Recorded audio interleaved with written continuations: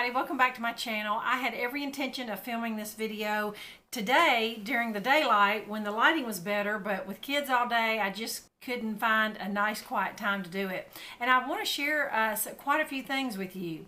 I mentioned a few videos ago that I have been eating a ketogenic diet, and some of you know exactly what that is, and some of you that don't, I'll just kind of give it to you in a nutshell because there are tons of videos out there that explain it a lot better than I do.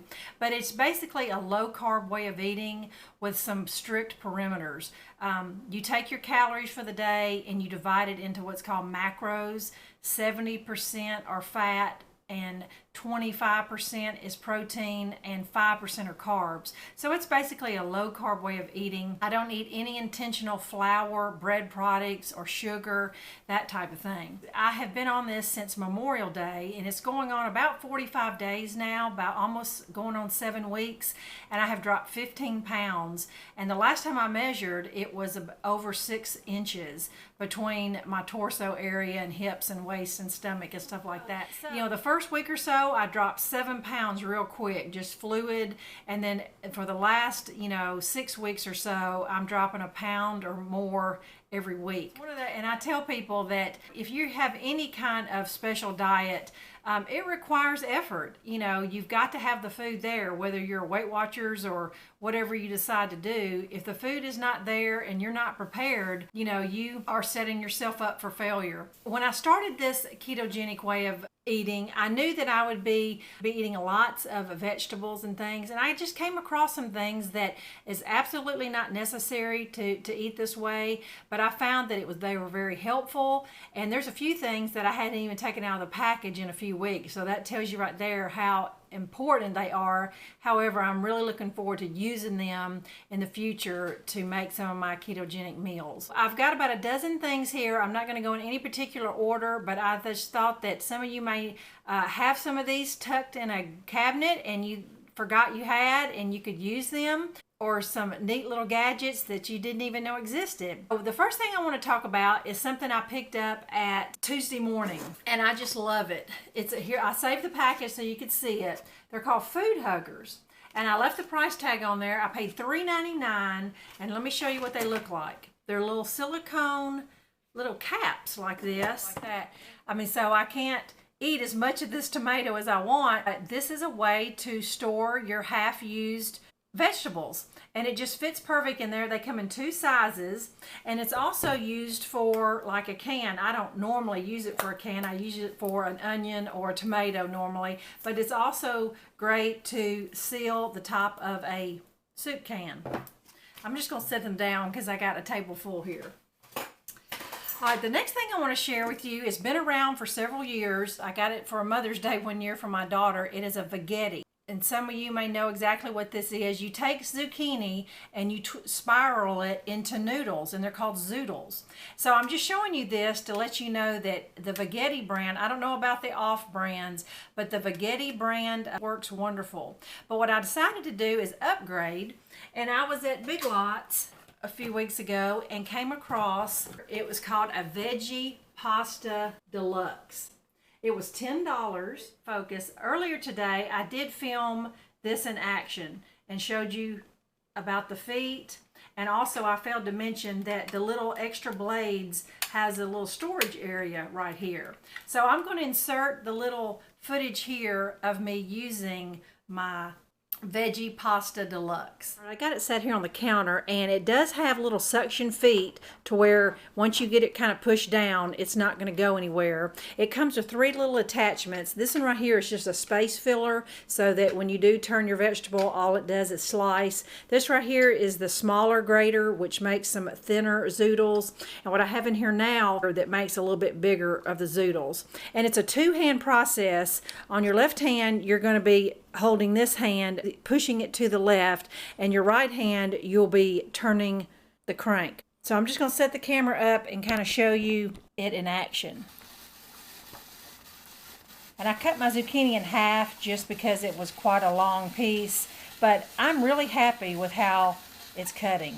Here's my plate of Zoodles made with the larger grater ready to saute. So I'm looking really forward to using that more and more. And I use my zucchini cutter at least once a week. One of my meals, either lunch or dinner, is spiraled noodles, about 4 ounces of chicken, and 1/4 of a cup of Alfredo sauce. And that is a delicious keto meal for me. And I will top it with a little Parmesan cheese. All right, the next thing, I saved the price tag on here. I got this at Ross. This is what the box looks like. It is called a crank and chop. And it chops in seconds is what it says. And I paid $3.99 for this. I usually make a batch of tuna salad or chicken salad every week. This is what it looks like. It's just a little bowl with the blade has a little cover on it, and here's the top. And this afternoon I did make a little video showing this in action. All right, here I have a 1/2 of an onion I just quartered up. And here is the little bowl with a rubber ring around the bottom just to keep it from slipping. It doesn't slip on the counter at all. And I'll take the lid off. I will lift off the blade cover. And there's actually a little peg in there that the blade sits on, like that. All right, I'm going to throw my onion in there. Kind of just put the lid on there, and I just kind of push down on the counter, and I'm going to pull my string 5 times. All right, now we're going to lift it up and see what I've got here. Just tap off your blade. Perfectly minced onion. Look at that. And 5 string pulls.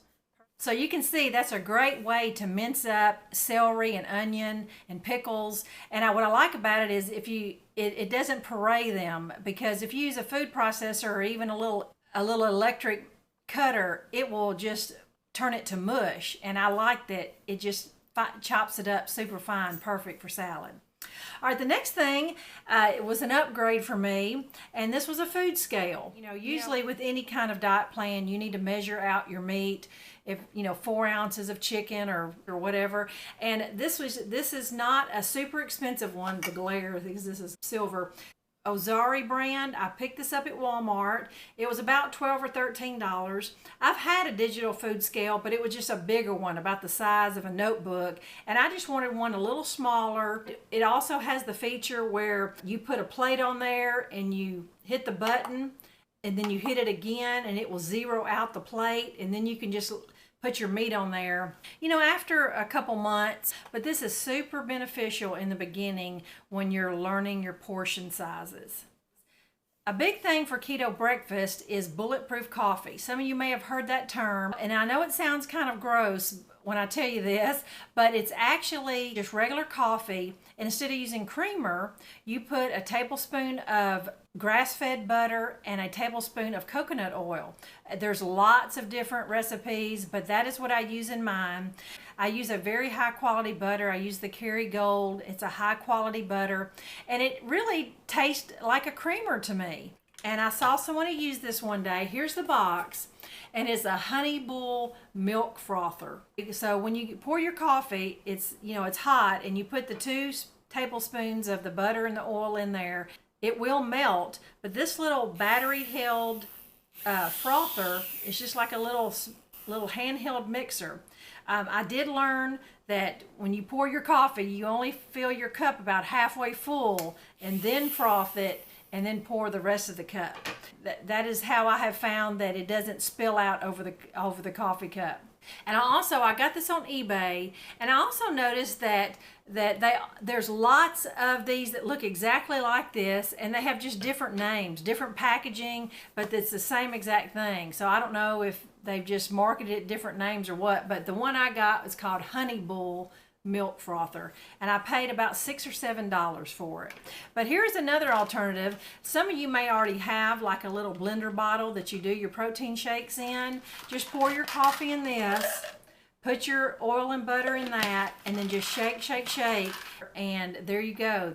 That gives you the same effect. And also, a lot of times the Bulletproof Coffee is a meal replacement for a lot of people on keto. All right, the next thing, I've had these for a while, long before I started keto, but these are imperative when you are starting an eating plan when I told you had to be prepared. These are just the little Betty Crocker 2 for $1 at Dollar Tree. I use these every week. I'll make a shepherd's pie recipe and it will be 6 servings. Well, my husband and I will eat 2 and then I'll divvy up the rest of it and either put it in the freezer. These are some different meal prep containers I had, and so it's good to have some that are just for the one pot meal type things, and it's also good to have them that have the 2 containers, you know, like a meat and a vegetable. I use these every week and they've just been super valuable to me to stay on track, have food available. Just can't say enough good things about it. This is my newest purchase. I've just been making do for the past month until I found one I liked, and this is not the one I wanted. It works fine. You know, some of you may remember your grandmother's having a coffee can under the kitchen sink. This is a grease container. With keto, you know, 70% of my calories come from fat, and I know that sounds kind of off the chart, but it's not as fatty as it seems. Anytime I cook bacon or stuff like that, I will pour the drippings into this little grease container. Even the lid says grease on it. And it's got a little strainer here, and what it does is actually strains out the little bacon bits, if it's sausage or bacon, and then here is my grease. You know, you can take a spoonful of this and saute some green beans. The way the ketogenic works is you're using fat for fuel instead of sugar. So once you learn more about it, it completely makes sense. All right, the next 3 things I have are still in the package, and I'm really looking forward to using them. And I got this at Eric's Outlet. I'm not exactly sure. I think that's where I got this. But this is by Sharper Image, still in the package. It is a single serve salad spinner. My husband and I usually eat breakfast and lunch together, but at dinner time, I'm always on my own. 5 nights out of 7, I'll just make myself a salad. Well, instead of, if any of you have one of them salad spinners, they're usually huge, and then you have to find somewhere to store it. Well, I found this one that was a single serve, and I just love the fact that it's going to be a whole lot easier to find somewhere to store it. It works just like a regular salad spinner. Rinse your lettuce off, stick it in there, spin it, and in that way it doesn't water down your dressing and stuff like that. So it's just an easy way to wash any kind of vegetable and get the water off of it. In the past few weeks, I've made these without this pan, so I know this pan is not necessary. I was at Marshall's and I came across this little donut pan. You know, they have keto donut recipes, they have keto bagel recipes, and most of the recipes are the dough is firm enough where you just put a little hole in it and it will keep its shape on a regular cookie sheet. But this right here will ensure that it stays a bagel or donut shape. So for $5, I couldn't pass up this non-stick donut pan when I make donuts or bagels. For the past month, I've been making a lot of my own bread products. I will make my own blueberry muffins, or I'll make some almond bread and things like that. What this is they're called Muffin Top Pans. And I totally looked up. I went shopping one day and just thought in my head, I wish I could find some of those Muffin Top Pans. Well, lo and behold, I believe I was in Home Goods in the clearance aisle and found 2 for $3 each. I just couldn't believe it, so I had to grab those. So I was so excited to find 2 non-stick muffin top pans so that I can make hamburger buns, or I can make, you know, blueberry muffins, or, you know, and it just have the shape of a muffin top is what it's called.